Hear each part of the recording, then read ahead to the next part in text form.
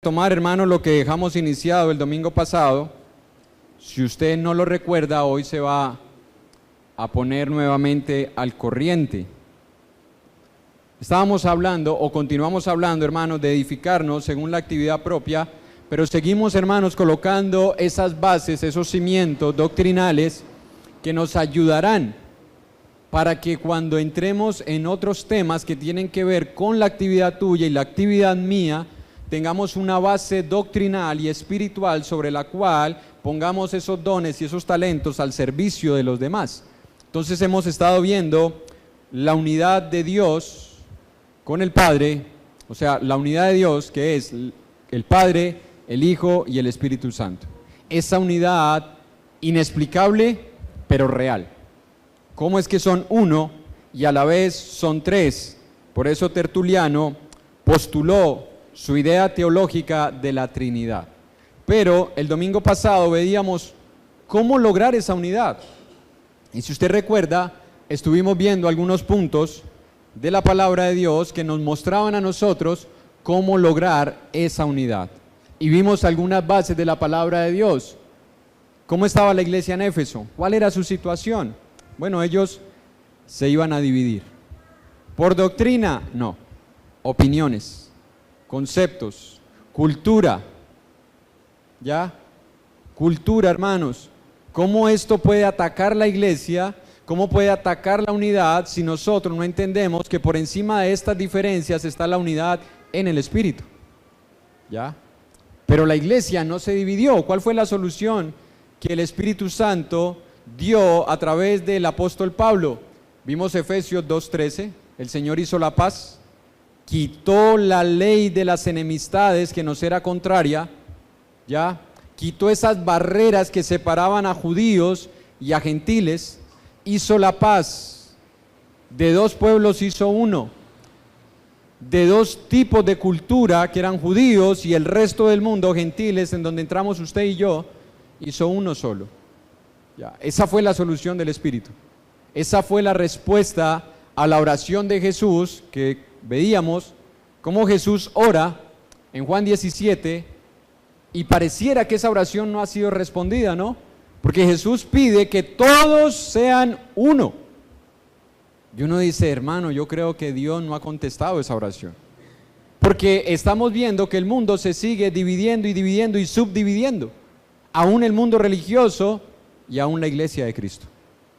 ¿Será que Dios no respondió esa oración de Jesús? Sí la respondió. ¿Cómo la respondió? Con la iglesia. Porque en la iglesia nos juntó a todos. ¿Cómo la respondió? Haciendo la paz. ¿Cómo la respondió? Dándonos el mismo espíritu. ¿Cómo la respondió? Perdonándonos los pecados a todos de la misma forma. ¿Cómo la respondió? Dándonos una sola doctrina. Entonces esa oración sí ha sido respondida. El problema es que tal vez usted y yo no estamos siendo consecuentes con lo que Dios ahora ha hecho con nosotros en Cristo Jesús.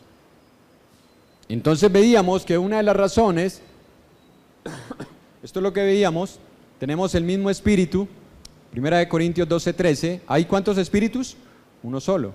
Y si todos tenemos el mismo espíritu, ¿cómo deberíamos estar viviendo? En unidad. Pero veíamos el por qué nosotros no estamos viendo o no estamos experimentando esa unidad completamente. Y decíamos que la respuesta podía ser un poco chocante, un poco fuerte, porque a veces tocan sensibilidades, susceptibilidades, pero que es la palabra la que nos lleva a reflexionar en eso. Entonces veíamos varios pasajes que nos hablan del por qué es que posiblemente nosotros no estemos contribuyendo con esa unidad. Siga, hermano. Y veíamos estos dos pasajes, Romanos 8:9. Si alguno no tiene el Espíritu de Cristo, no es de él. Y el Espíritu de Cristo no es diferente al Espíritu Santo, es el mismo. Es el mismo. Entonces, si tú tienes el Espíritu y yo tengo el Espíritu, deberíamos estar viviendo en comunión, en unidad. Y si no lo estamos haciendo, hermano, posiblemente es que no tengamos el Espíritu de Cristo. Pero yo me bauticé. El agua, como lo decíamos hace 8 días, no es bendita. El agua no transforma a nadie. Porque nosotros somos bautizados en Cristo. Y una vez bautizados en Cristo, es diferente a ser bautizado en muchas otras cosas, porque hay diferentes bautismos, hay diferentes tipos de bautismos, pero hay un solo bautismo y es el bautismo en Cristo. Por la fe en Cristo, por la fe en su sacrificio, a través de las aguas del bautismo. Y si todos hemos sido bautizados de esa forma, el Espíritu está en nosotros. Pero si no está en nosotros, entonces es por eso que no se refleja la unidad, aunque estemos aquí juntos. Y entonces nos decía la palabra en 2 Corintios 13:5, examinaos a vosotros mismos. Porque ninguno de nosotros puede meterlo a usted a un escáner, ni siquiera de esos de alerta aeropuerto, a ver si usted por dentro trae el Espíritu, o a ver si yo lo traigo. No, es imposible. No tenemos un aparato detector de espíritus. No lo tenemos. Son las evidencias, son los frutos, o el fruto del Espíritu, de lo que vamos a hablar hoy, lo que pueden corroborar si realmente yo fui bautizado en Cristo o solamente me metí al agua. ¿Ya? Y eso lo vamos a ver en el día de hoy.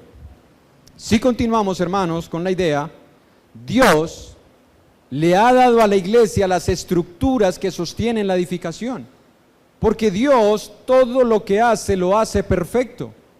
Dios le ha dado a su iglesia esa estructura interna que a veces no se ve, porque nosotros nos fijamos más en lo externo que en lo interno, pero Dios ha diseñado lo que sostiene a la iglesia del Señor.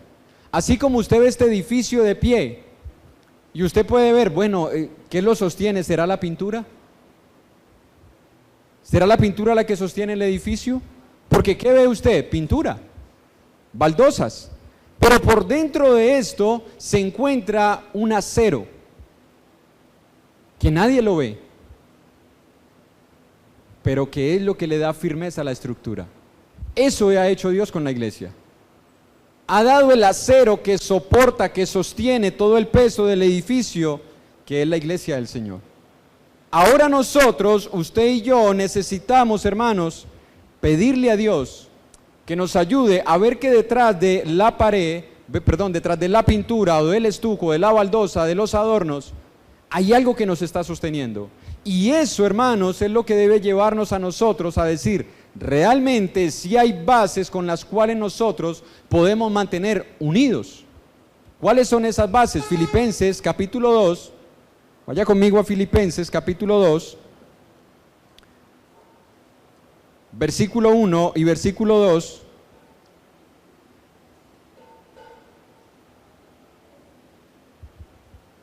Filipenses 2, 1 y 2. Miren lo que dice la Escritura. Por tanto, recuerden, ¿no?, la palabra por tanto lo que significa, por lo que acabo de decir, por lo anterior. Por tanto, si hay alguna consolación en Cristo, si algún consuelo de amor, si alguna comunión del Espíritu, si algún afecto entrañable, si alguna misericordia, verso 2, completad mi gozo, sintiendo lo mismo, teniendo el mismo amor, unánimes, sintiendo una misma cosa. Antes de entrar a mirar detalladamente cada una de estas virtudes que se mencionan allí, estas estructuras que el Señor ha dado a la iglesia para mantenerla firme y que haya unidad, vamos a interpretar correctamente la palabra sí hay. Porque pareciera que estuviera preguntando si hay. O sea, de pronto no lo hay, ¿no? De pronto es que no hay nada de esto, entonces no se puede, pero sí hay. No, hermanos, una mejor interpretación de esta palabra, nosotros podemos entenderla partiendo de que en la gramática un signo de interrogación es lo que hace que posiblemente lo haya o no lo haya, ¿sí o no? Deja la duda, pero aquí usted no encuentra signos de interrogación, ¿o sí? No hay. Entonces no está preguntando, no está diciendo si tal vez hay o si tal vez no hay, entonces esto. No, sí hay. Una mejor interpretación de esta palabrita, hermanos, se traduce como ya que existe, en versiones más literales del griego. La palabra es ya que existe. Y eso, hermano, nosotros lo podemos corroborar con otros pasajes que tienen la misma construcción gramatical. Uno de ellos, Romanos 8:31, que lo hemos leído bastante en muchas ocasiones. Romanos capítulo 8, verso 31. Vamos a ir un momentico a dos pasajes para ver el por qué decimos que una mejor interpretación es ya que existe, o porque hay, no si hay tal vez. 8:31 dice, ¿qué pues diremos a esto? Hay una pregunta, pero mire lo que sigue. Si Dios es por nosotros, ¿quién contra nosotros? Pero mire la declaración, si Dios es por nosotros. Es una declaración que se encuentra entre dos preguntas. Hermano y hermana, yo le pregunto, ¿usted tiene duda de que Dios es por nosotros? ¿Usted duda de que Dios está cuidándole? ¿Usted duda de que usted es un hijo de Dios y por lo consiguiente Él le guarda? No, no hay duda. Pablo no está colocando en duda la idea de que Dios es por nosotros. Y por eso es que sigue diciendo en el versículo 32, el que no escatimó a su propio hijo. Bueno, si Dios es por nosotros, una de sus evidencias es, mira, no escatimé ni a mi propio hijo, para que no tengas dudas de que yo sí estoy contigo. Otra misma construcción gramatical que encontramos es en Colosenses capítulo 3. Colosenses capítulo 3, versículo 1. Colosenses 3:1 dice, si pues habéis resucitado con Cristo, buscad las cosas de arriba, donde está Cristo sentado a la diestra de Dios. Note nuevamente la construcción gramatical, no hay pregunta. Ahí no está preguntando, si tal vez resucitaste con Cristo, entonces tú debes hacer esto. No, hay una afirmación. Una mejor traducción sería, ya que has resucitado con Cristo, busca las cosas de arriba. Hermano y hermana, el que ha resucitado con Cristo, busca las cosas espirituales. El que no ha resucitado con Cristo, viene a un local de reuniones, se sienta y cree que todo el cristianismo gira en torno a 2 horas y luego sale a vivir como una persona del mundo. Pero el que ha resucitado con Cristo, busca las cosas de arriba, donde está sentado Cristo a la diestra de Dios. Entonces es la misma idea que encontramos nosotros en Filipenses, para volver, donde dice, por tanto si hay. No hay pregunta, es una afirmación. Lo que está diciéndonos este pasaje es que hay una realidad indiscutible, que Dios le ha dado a la iglesia todo lo que aquí se menciona en estos 2 versículos. Y si usted notó algo, hermano, aquí nosotros encontramos a las 3 personalidades de la deidad involucradas. Usted tal vez no lo ve, pero se lo voy a mencionar. Por tanto, si hay alguna consolación, ¿en quién? En Cristo. Si hay algún consuelo, ¿de qué? ¿Dios es qué? ¿Qué es Dios? Dios es amor. Y luego dice, si alguna comunión del Espíritu. Las 3 personalidades de la deidad involucradas en la estructura que sostiene el edificio llamada la iglesia del Señor. Ahí están. Lo que nos quiere enseñar Dios es que su unidad es irrompible y que todo lo que sostiene a la iglesia depende de Él, de la unidad que tienen el Padre, el Hijo y el Espíritu. Y esa unidad se la ha trasladado a la iglesia. ¿Cómo se la trasladó a la iglesia, hermanos? Mírelo. Nos ha dado consolación en Cristo, nos ha dado consuelo de amor, nos ha dado comunión del Espíritu, nos ha dado afecto entrañable, nos ha dado misericordia, nos capacita para sentir lo mismo, para tener el mismo amor, para sentir una misma cosa. Hermano, si tú tienes el Espíritu y yo tengo el Espíritu, tenemos esto. Esto lo tenemos. Porque aquí no hay pregunta, aquí no está poniendo en dudas las virtudes que ahora tenemos en Cristo como iglesia, ya son nuestras. Ahora nos corresponde a nosotros adornar esa estructura de acero que a nadie le gusta que se vea, ¿o sí? Yo no creo que nadie construya una casa y diga, pero colóquemele los anillos de acero por fuera, colóquemele el alambre por fuera, que se vean las piedras de la fragua en la columna. No. ¿Qué hacemos? Estuco, repello, pintura. Bueno, esa es la responsabilidad tuya, esa es la responsabilidad nuestra. Adornar esa estructura que Dios ya ha puesto y que además de eso nos ha dado la capacidad de poner en práctica todo lo que ahora tenemos en Cristo. Mire, ¿qué estaba pasando en la iglesia de Éfeso? Si usted ve en el versículo 3 y en el versículo 4, uno entiende por qué Pablo dice, completen mi gozo. Uno diría, bueno, Pablo, ¿cómo es posible que tú digas y hables también de esta iglesia? Porque él habla de la iglesia como gozo y corona mía, ¿sí o no? La iglesia en Filipos era una de las que menos dificultades o problemáticas tenía, y Pablo acaba de mencionar de que ya tenemos todas estas cosas del versículo 1 y versículo 2, pero como en un sándwich, empezando el versículo 2 les dice, completen mi gozo. Bueno, Pablo, ¿qué te llena a ti? ¿No es suficiente lo que ya tenemos? ¿No es suficiente que esta iglesia te haya ayudado en distintas ocasiones para tu obra misionera? ¿No es suficiente que se hable bien de esta iglesia en el mundo? ¿No es suficiente que sea una iglesia firme y con comunión en el Evangelio desde el primer día hasta hoy, como lo veíamos en la noche de oración el viernes? Pablo, ¿no es suficiente eso?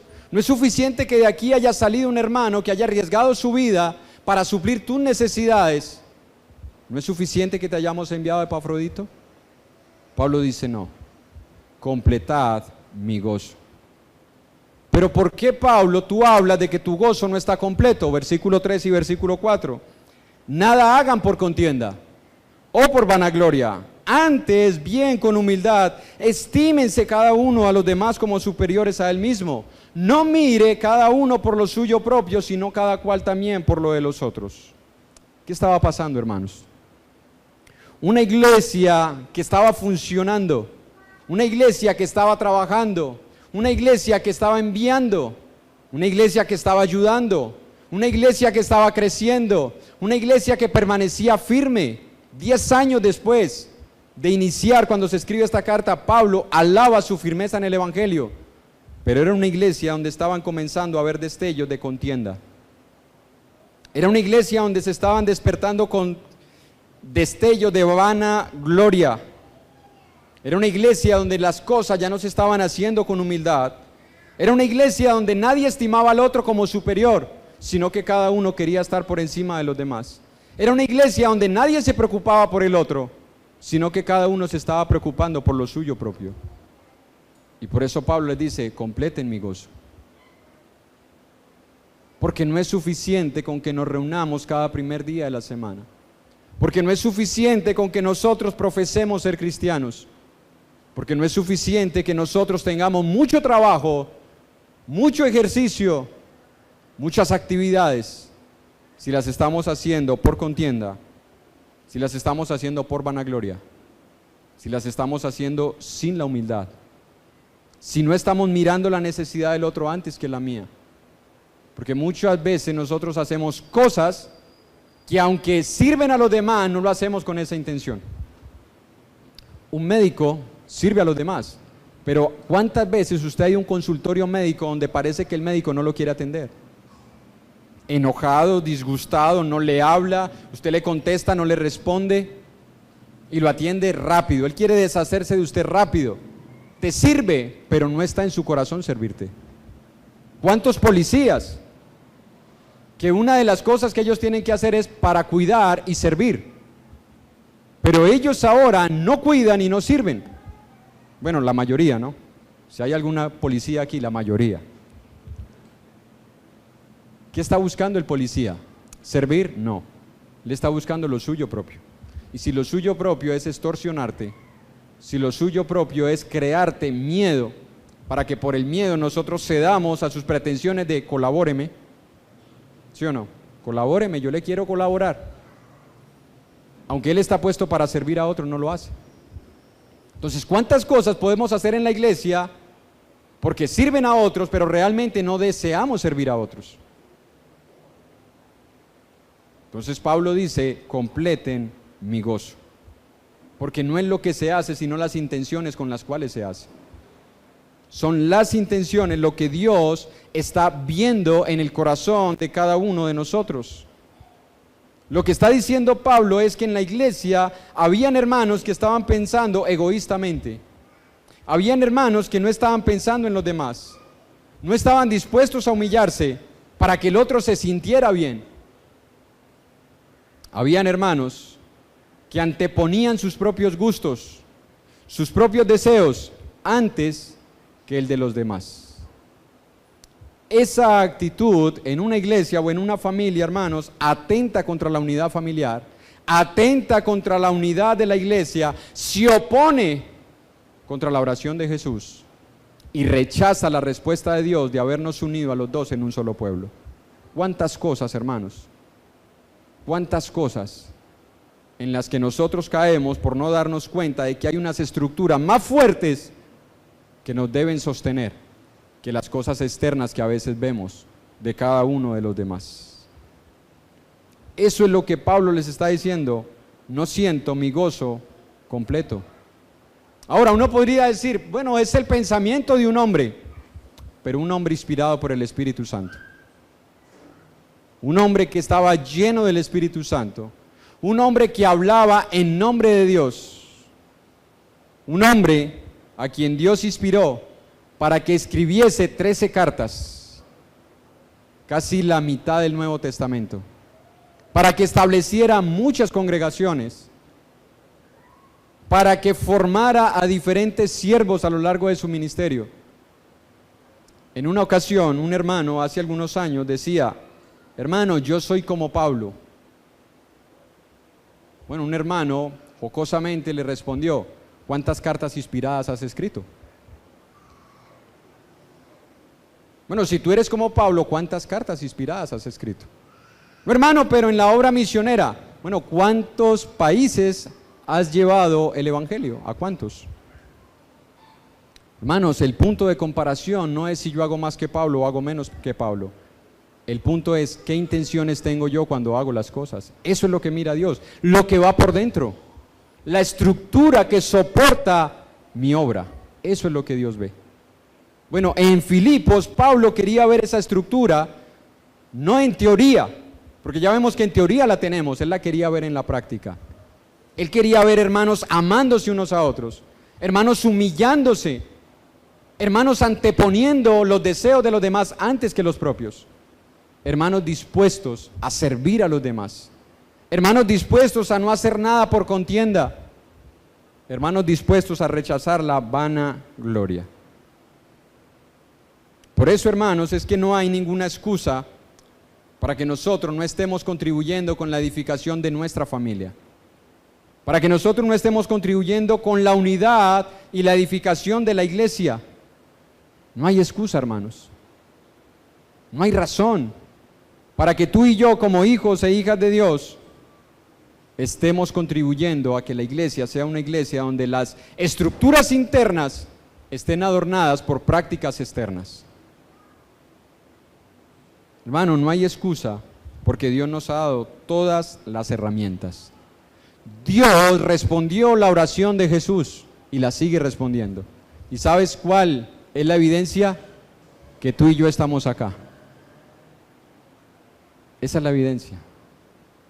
No ruego solamente por ellos, sino por los que han de creer en mí, por la palabra de quién, de ellos. ¿A dónde está la respuesta? Tú y yo. Dios contesta las oraciones y Dios respondió la oración de Jesús. Dios la ha contestado. Y no solamente la contestó, hermanos, mira lo que ha hecho Filipenses 2:13. Porque podemos hablar, bueno, la respondió en el pasado. ¿Qué dice Filipenses 2:13? Porque Dios, ¿quién? ¿El predicador? ¿El que enseña? ¿El que te visitó? Porque Dios es el que en ustedes produce así el querer como el hacer por su buena voluntad. ¿Quién lo produce? Mano, ¿qué hace el hombre? Es aquí donde nosotros debemos humillarnos y darle la gloria a Dios. Señor, nosotros no hacemos nada. Esta doctrina exalta a Dios y humilla al hombre. Pero la doctrina de Dios hizo una parte y yo hago la otra, exalta al hombre y humilla a Dios. Porque si las cosas no se terminan, entonces es porque Dios no pudo terminar las cosas.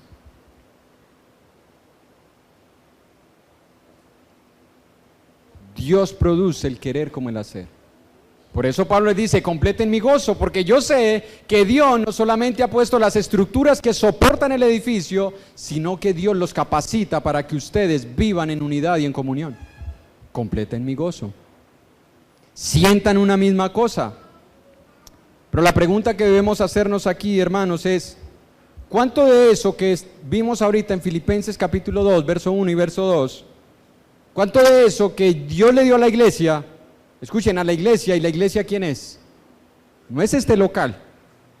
La iglesia somos tú y yo. ¿Cuántas de esas cosas que Dios nos ha dado a nosotros estamos practicando para mantener la unidad familiar y por consiguiente la unidad y la edificación en la iglesia? ¿Cuánta comunión en el Espíritu estamos colocando? ¿Cuánta humildad en nosotros se está reflejando en casa? ¿Cuánta comunión en el Espíritu estamos teniendo? ¿Cuánta misericordia estamos mostrando desde la casa? ¿Cuánto consuelo y amor cuando alguien está sufriendo? ¿Cuántos estamos sintiendo lo mismo en casa? ¿Cuántos estamos sintiendo lo mismo en la iglesia?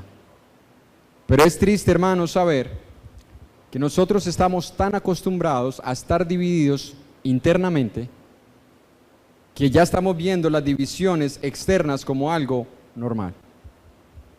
El problema no son las divisiones externas. El problema es que nosotros estamos divididos en nuestro interior. Divididos, hermanos. Y ahorita van a ver por qué nosotros podemos decir esto. Porque usted y yo podemos darnos cuenta de cuán divididos estamos internamente cuando nos exponemos a un examen minucioso a través de las Escrituras para ver qué hay dentro de nuestros corazones. Hermanos, que las divisiones comienzan en nuestro interior. Ese fue un punto que quedó iniciado el domingo pasado, que no quise entrar a profundizarlo, quiero hacerlo hoy. En Santiago capítulo 1, versículo 8, hermano, en ese versículo tan pequeño, de 11 palabras, una oración tan corta de 11 palabras, vamos a encontrar una enseñanza muy profunda que nos debe llevar a meditar si realmente yo estoy siendo un hombre de doble ánimo. Mire lo que dice: el hombre de doble ánimo es inconstante en todos sus caminos. Ahí la palabra hombre no es en sexo masculino, sino genérico, hombre y mujer. El hombre o la mujer, el joven o la jovencita, el niño o la niña de doble ánimo es inconstante en todos sus caminos. ¿Por qué es inconstante, hermanos? Mírelo. Es una persona inestable por naturaleza, y en esa naturaleza inestable que es carnal no puede agradar a Dios. Es una persona arrastrada por dos direcciones opuestas en su interior. Dos cosas siempre lo ponen a pensar. Esto o esto, aquello o lo otro, por este camino o por el otro. No se define, no se decide. Es también una persona con la mente y la voluntad dividida. No solamente piensa, sino que su mente y su voluntad están divididas. Usted lo puede hacer así, lo puede ver haciendo cosas muy buenas, pero también lo encuentra haciendo cosas muy malas. Usted lo puede ver yendo al fin del mundo a servir a otros, pero no es capaz de servir a su propia familia. Una voluntad dividida.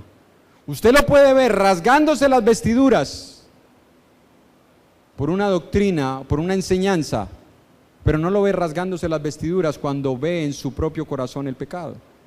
Mente y voluntad divididas.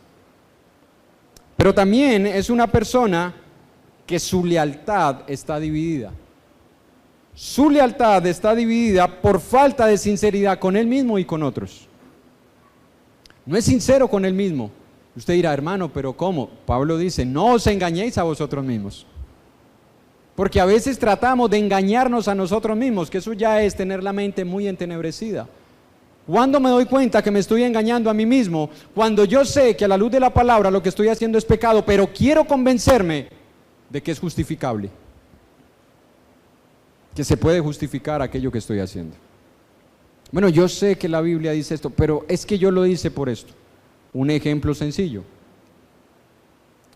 Un hijo tuyo se porta mal, es desobediente, es grosero, y Dios me dice, corrige al niño, ¿sí o no? Pero el niño no acepta la corrección y se exaspera a él, me exaspero yo y termino corrigiéndolo con ira. Alguien te ve, tu esposo, tu esposa, un familiar, un hermano. Hermano, lo que usted hizo estuvo mal. Porque aunque tú estás llamado a corregirlo, lo hiciste con ira. Hermano, donde yo no le hable a ese muchacho así, no me hace caso. Ah, ahora entiendo. Justifico mi pecado en él. No, el pecado no lo puedo justificar en otro. El pecado es mi responsabilidad. Yo actué con ira, yo soy responsable de mi pecado, pero quiero justificarme en otro. No hay sinceridad en el mismo, no hay sinceridad con otros. Porque cuando tú le dices, mira, tú pecaste en esto, no fui yo solamente, mira, es que las circunstancias, pasó esto, pasó aquello, lo otro, por aquí, por allá. Hombre de doble ánimo. Y en ese doble ánimo, hermanos, somos incapaces de nosotros poder contribuir con la unidad de un hogar y contribuir con la unidad de una iglesia. Porque somos de doble ánimo. ¿A qué nos llama Dios cuando nosotros estamos viendo esas evidencias en nuestro corazón? Al arrepentimiento. Porque esto, hermanos, es un tremendo obstáculo con el cual usted y yo, o voy a hablar por mí, no sé usted, debo luchar. Porque en muchas ocasiones yo me encuentro como este hombre de doble ánimo, parado en una Y, en donde no sé si al lado izquierdo, al lado derecho o devolverme. Porque no hay sino eso, ¿no? O sigo a un lado o sigo al otro, me devuelvo. ¿Y cuántas veces yo he tenido que luchar contra esta condición? De no saber qué hacer, de no saber qué camino tomar, de no saber hacia dónde dirigir mis pasos. Pero es algo a lo que Dios nos llama a nosotros a reflexionar. Hermanos, si usted y yo no somos conscientes de que debemos luchar contra esta condición, hermanos, no nos vamos a dar cuenta que posiblemente seamos un hombre o una mujer de doble ánimo, que seamos inconstantes en nuestros caminos y que por consiguiente no estemos contribuyendo con la edificación en casa, con la edificación como congregación. Porque vamos a estar iniciando proyectos que no terminamos y destruyendo proyectos que otros iniciaron. Porque como el proyecto que se inició no es el que a mí me gusta, no es el que a mí me parece, entonces no vale la pena apoyar a ese hermano que inició ese proyecto, vamos a destruirlo. ¿Y cuántas veces sucede eso en casa? Donde la mujer no está de acuerdo con el esposo. Entonces lo que el hombre hace, como no es lo que ella quiere, entonces no apoya ese trabajo. O viceversa.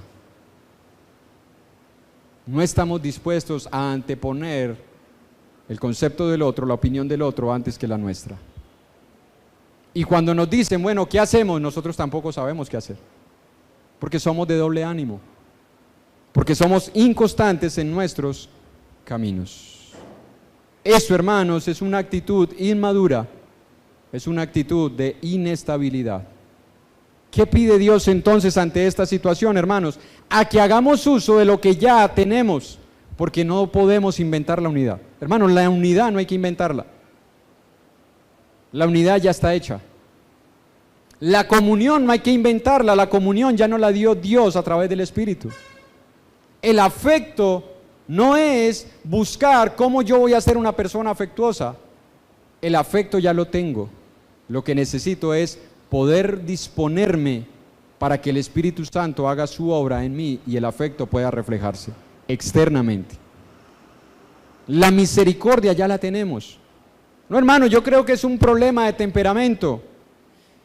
Ahorita vamos a ver que no es un problema de temperamento. Y cuando estemos en las convivencias, se va a ampliar un poquito más este punto. ¿Qué dice Dios entonces que debemos hacer, hermanos? Si en una iglesia se están manifestando desacuerdos, enemistades, contiendas, hermanos, todas esas cositas pueden llevarnos a las divisiones, a los pleitos, a las enemistades, en donde ya nosotros ni siquiera queremos saludarnos. Mira lo que estaba pasando en la iglesia en Filipos, capítulo 4, versículo 2 y versículo 3. Aquí entendemos por qué Pablo les dice: completen mi gozo. Ruego, y si usted quiere colocar su nombre allí y pensar en un hermano o en una hermana con la cual usted ha tenido tal vez un desacuerdo, una enemistad, un punto de vista diferente, coloquémoslo. Ruego a Evodia y a Síntique que sean de un mismo sentir en el Señor. Asimismo te ruego también a ti, compañero fiel, que ayudes a estas que combatieron juntamente conmigo en el Evangelio, con Clemente también y los demás colaboradores míos, cuyos nombres, el de Evodia y Síntique incluido, están escritos en el libro de la vida. ¿Qué estaba pasando en Filipos? Un par de hermanas que antes trabajaron de la mano, juntas, que combatieron, y esa palabra combatir en el griego es agonizomai, de donde nosotros sacamos la palabra agonizar, que lucharon, hermanos, que expusieron su vida, que invirtieron energías, tiempo, ahora están enemistadas. Ahora no tienen buenas relaciones. Ahora están divididas. Y Pablo les dice: completen mi gozo. ¿Cómo? Ruego a Evodia y a Síntique. Pablo se lo podía ordenar. Con la autoridad apostólica podía ordenarles: ustedes se tienen que poner de un mismo sentir, pero lo que se impone no se hace por amor. Y lo que no se hace por amor no tiene ningún valor delante de Dios. Ruego a Evodia y a Síntique que sean de un mismo sentir en el Señor. Pero no solamente apela a ellas, sino que ahora apela a un compañero fiel, que no sabemos quién es. Algunos dicen que era Epafrodito, que ya había regresado. No lo sabemos. O Filemón, que se encontraba también allá en Filipos. El hecho es que él apela a este hermano y le dice: y te ruego también a ti, compañero fiel, que ayudes. Hermano y hermana, ¿cuántas veces usted y yo hemos visto esta escena? En donde después de estar mucho tiempo juntos, ahora parece que ni nos conocemos. Parece que somos enemigos. Comenzando desde casa, espalda con espalda, en la misma cama. Uno en el mueble, en el sofá, otro en la cama, en la misma casa. ¿Cuántas veces nosotros no hemos vivido esta realidad? Desde casa. Y eso lo traemos a la iglesia. Y Pablo dice: completen mi gozo sintiendo una misma cosa. De aquí podemos extraer, hermanos, una enseñanza profunda. y es que cuando más ánimo y más deseo hay para trabajar juntos, es cuando más Satanás ataca. Nosotros creemos que es al contrario. Nosotros creemos que cuando hay desánimo, pasividad, que hay pereza para trabajar, Satanás está atacando, hermano. No, es cuando más ánimo hay, es cuando más fervor hay, es cuando más ganas hay, es cuando más deseos hay por trabajar, porque comenzamos con mi deseo, querer hacer las cosas solamente con mi deseo y mi punto de vista, pero el hermano también tiene su deseo, su punto de vista, su ánimo, pero no vale más el mío. Entonces todos estamos llenos de fervor por trabajar, pero nos encontramos en tus deseos y mis deseos. Y como decíamos hace 20 días, como tu yo es diferente a mi yo quiere ponerse por encima de tu yo, y nos volvemos yoyos, donde ninguno hace nada. Subimos, bajamos, subimos, bajamos, subimos, bajamos, y nunca avanzamos. Porque ¿qué hace un yoyo? Sube y baja solamente. Él no avanza. Porque tu yo y mi yo se contraponen. Bueno, Pablo está viendo esta situación en Filipos, y por eso le está diciendo a estos hermanos, pónganse de un mismo sentir. Hermano y hermana, no minimicemos el poder destructivo de Satanás para atacar las buenas relaciones. A veces minimizamos el poder de Satanás. A veces pensamos que Satanás, esa figura caricaturizada, con cachos y cola y con un trincho. Hermanos, si el diablo se presentara así, todos le huiríamos, todos correríamos, si esa fuera la imagen del diablo, pero el diablo no se presenta así. El diablo se viste como ángel de luz. Y decía un predicador, no lo digo yo, pero comparto su punto de vista: nunca el diablo es más diablo que cuando trae la Biblia debajo del brazo. Pregúntale a Adán y Eva, ¿qué le citó Satanás a Adán y a Eva? La Biblia. ¿Qué le citó Satanás a Jesús? La Biblia. No minimicemos, hermanos, el poder tan engañoso, tan destructivo y las maquinaciones que tiene Satanás. Porque aunque la iglesia en Filipos era una de las que menos problemas revelaba, no por eso los hermanos podían sentir de que nunca iba a pasar nada. No por eso podemos pensar nosotros que nunca habrá una dificultad, un desacuerdo, una opinión distinta la una de la otra, que si no le damos un manejo espiritual, hermanos, podemos terminar en pleitos y podemos terminar en divisiones. ¿Cuántos hogares se dividen diariamente? ¿Cuántas familias no se están rompiendo porque no se pusieron de acuerdo en un punto? ¿Cuántas iglesias no se están dividiendo porque tu opinión es diferente a mi opinión? ¿Cuál es la cura para este mal, hermanos? La encontramos en Efesios capítulo 4,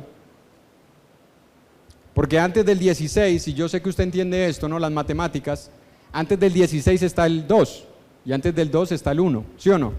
Entonces vamos al capítulo 4, versículo 1 y versículo 2, de Efesios. Yo pues, preso en el Señor, miren la frase, hermanos, les ruego que anden como es digno de la vocación con que fueron llamados.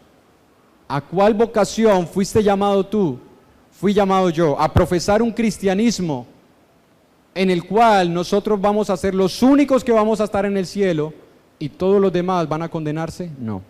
Mira la vocación a la que fuimos llamados, con toda humildad y mansedumbre, sopórtense con paciencia los unos a los otros en amor. ¿Cuál es la cura para los desacuerdos? Vivir con toda humildad, vivir con toda mansedumbre, soportarnos con paciencia y poner en práctica el amor que tenemos en Cristo Jesús.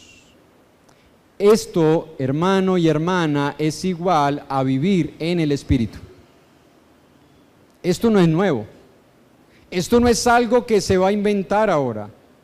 Esto no son enseñanzas que hoy comienzan a llegar a nuestra mente nuevas. Esto es algo que tú y yo ya deberíamos estar experimentando. ¿Qué deberíamos estar experimentando? Estas cosas. ¿Por qué? Porque Gálatas capítulo 5, versículo 22 y 23 nos dice que si tú y yo tenemos el Espíritu Santo, estas cosas se deben estar reflejando. Porque el fruto del Espíritu es amor, gozo, paz, paciencia, bondad, benignidad, fe, mansedumbre, templanza. ¿Sí o no? Te hago una pregunta y no levantes la mano. Bueno, si quieres levántala, ¿no? No quiero mandarlos. ¿Cuántos tenemos el Espíritu Santo? ¿Cuántos lo tenemos?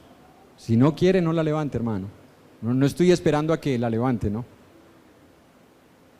¿Por qué yo puedo estar seguro que lo tengo? Bueno, hermano, porque el día de mi bautismo dijeron las palabras mágicas: te bautizo en el nombre del Padre, del Hijo y del Espíritu Santo para perdón de tus pecados y recibirás el don del Espíritu Santo. Hermano, lo recibí. ¿Es eso la evidencia? ¿O las evidencias son estas? De que dentro de ti y de mí está el Espíritu Santo. Hace unos 500 años había una iglesia que nunca bautizaron a nadie. Y escuche, eso lo hicieron allá.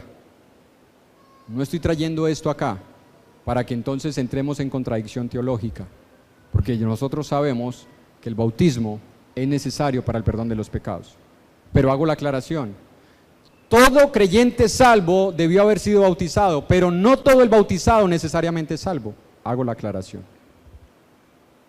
Entonces cuentan que en una ocasión este predicador se fue a otra iglesia y él terminó su sermón y no dio invitación al arrepentimiento y al bautismo.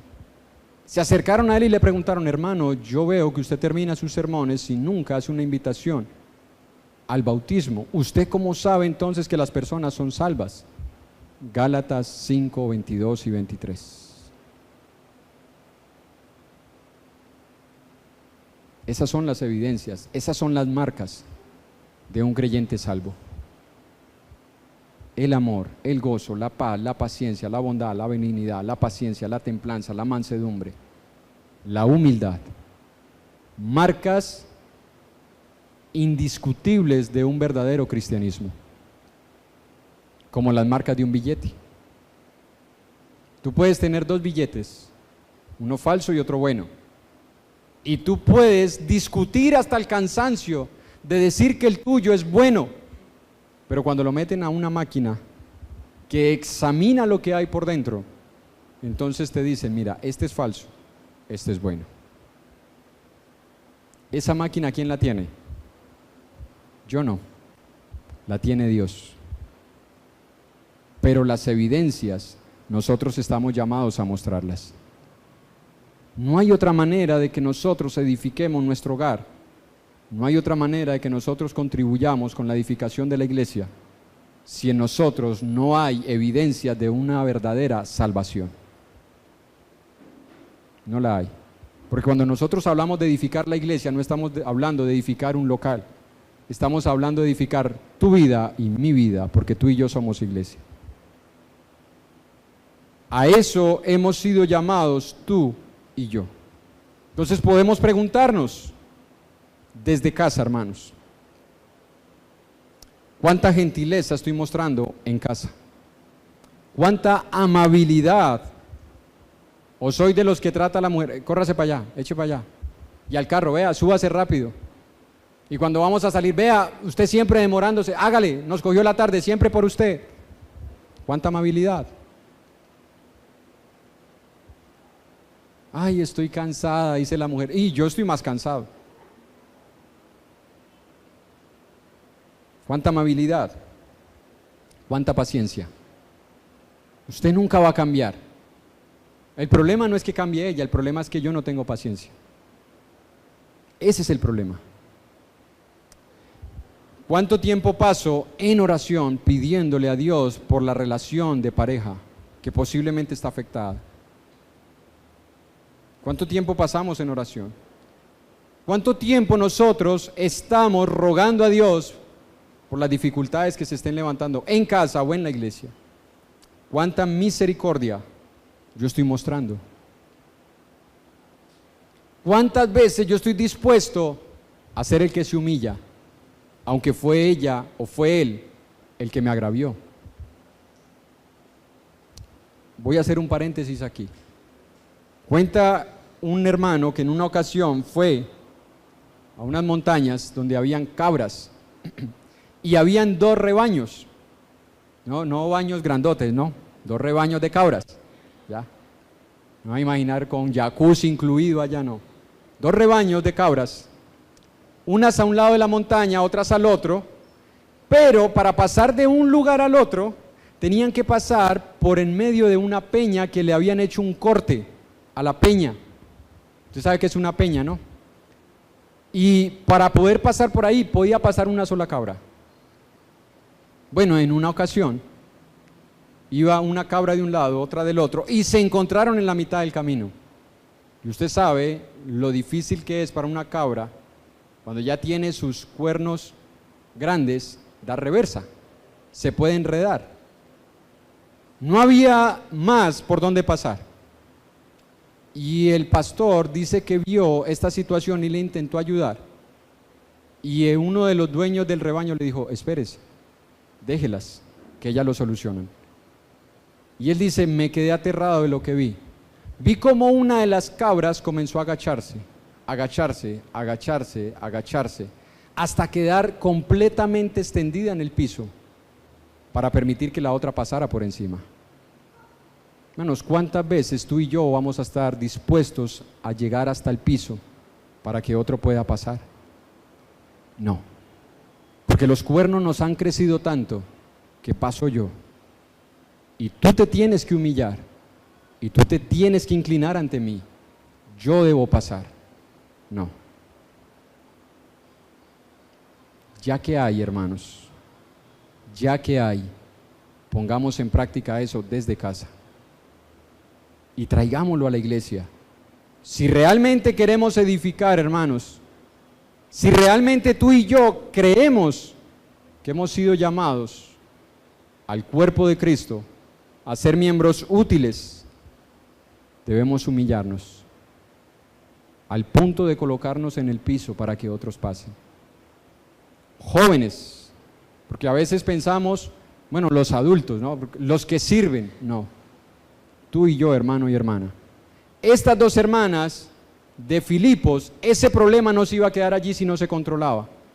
Ese problema se iba a extender, ese problema se iba a agrandar. Es lo mismo que un problema en casa. Cuando un problema en casa no se atiende prontamente, se trae a la iglesia. Y ya hay una familia dividida. Y hay unos hermanos con la hermana, y hay unos hermanos con el hermano, y hay otros con los hijos, y ya comienza la división a extenderse. ¿Por qué? Porque no estamos dispuestos a humillarnos, porque no estamos dispuestos a colocar en práctica la misericordia. Y mira lo que termina diciendo en Filipenses, capítulo 4, versículo 5 en adelante dice: vuestra gentileza sea conocida de todos los hombres, el Señor está ¿cómo? Cerca. Hermano, ¿qué tan cerca crees que está el Señor? Cuando se estudiaba este pasaje se enseñaban las 2 aplicaciones, porque ahí no la define. Podemos hablar de estar cerca físicamente, de espacio, o podemos estar hablando de cerca cronológicamente, de tiempo. ¿Qué tan cerca está el Señor? Bueno, sea la razón que sea por la cual el Señor esté cerca, la palabra nos dice: entonces tu amabilidad, tu gentileza sea conocida de todos los hombres. Y eso comienza en casa, ¿no? Versículo 6: por nada estéis afanosos, sino sean conocidas vuestras peticiones delante de Dios en toda oración y ruego con acción de gracias. Versículo 7: y la paz de Dios, que sobrepasa todo entendimiento, guardará vuestros corazones y vuestros pensamientos en Cristo Jesús. Pregunta, hermano y hermana: ¿cuánto de la paz de Dios está guardando mi corazón y tu corazón?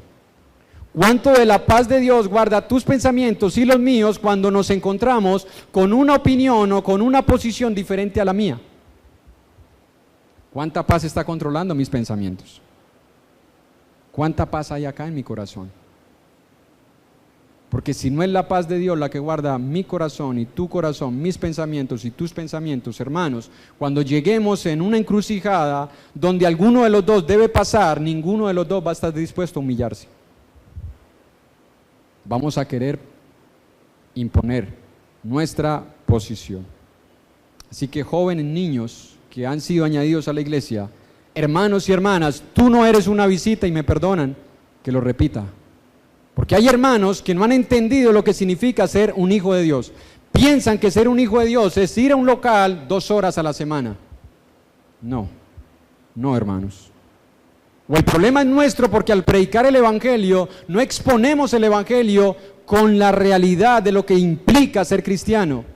O el problema es tuyo porque no estabas escuchando, no estabas prestando atención cuando se te estaba predicando el evangelio, y por eso ahora crees que todo tu cristianismo gira en torno a 2 horas a la semana.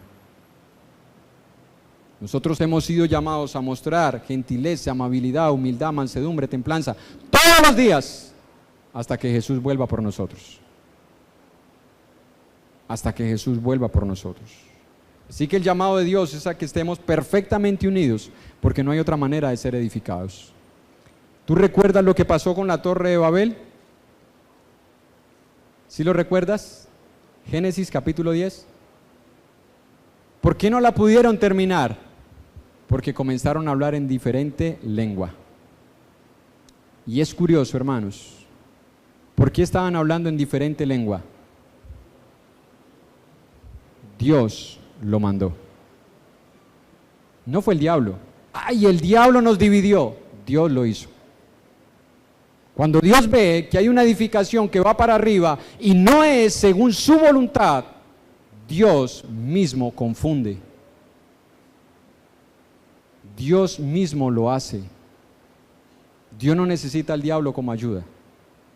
Dios es suficiente para hacerlo. Y Dios confundió las lenguas. Bueno, hermanos, si ahora tú y yo, que hemos entendido que tenemos el mismo espíritu y estamos hablando el mismo lenguaje espiritual, estamos dispuestos a edificar, podemos estar seguros que Dios nos ayudará. ¿Cómo, hermanos?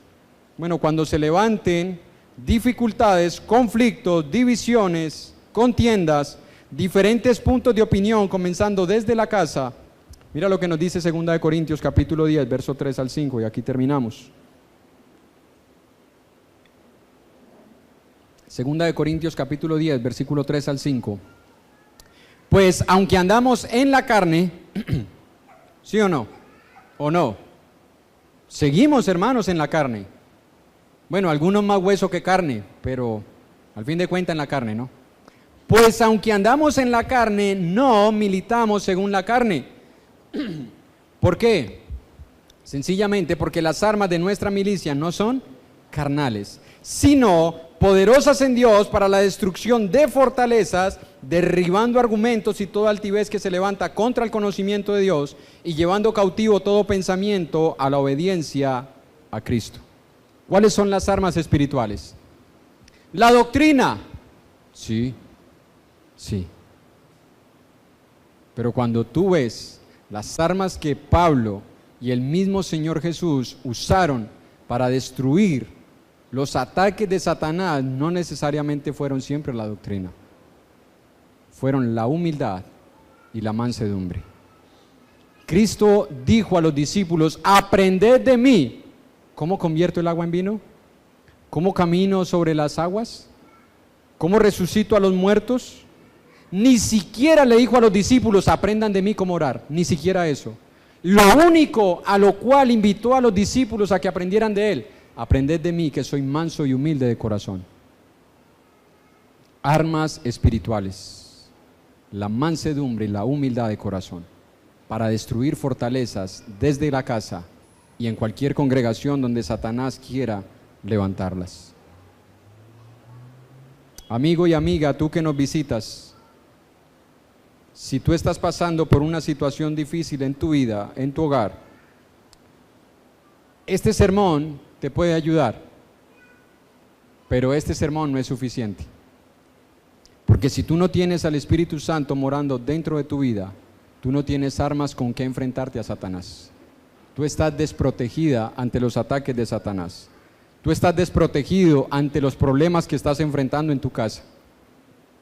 La única manera es que tú obedezcas el Evangelio arrepentida de tus pecados, pidiendo a Dios perdón, humillándote, reconociendo tu fe en Él y siendo bautizada para que el Señor perdone tus pecados. No hay otra manera.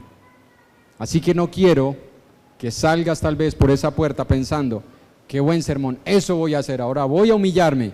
Si no tienes el Espíritu Santo, de nada sirve. Porque la humillación que tú puedas mostrar hoy, mañana se va a cansar. Porque no tienes las fuerzas de Dios. Es solo con las fuerzas de Dios que nosotros podemos, como decía el hermano Cristian ahora en su intervención, estar gozosos siempre. Es decir, enfrentar cualquier situación sin quejarnos. Vivir en cualquier circunstancia sin quejarnos. Eso solamente lo produce el Espíritu Santo. No hay otra manera. Así que esperamos a que Dios haya tocado tu corazón y te haya ayudado a entender la necesidad que tienes de ser salvo de tus pecados. Que Él te bendiga y te guarde. Vamos a quedar con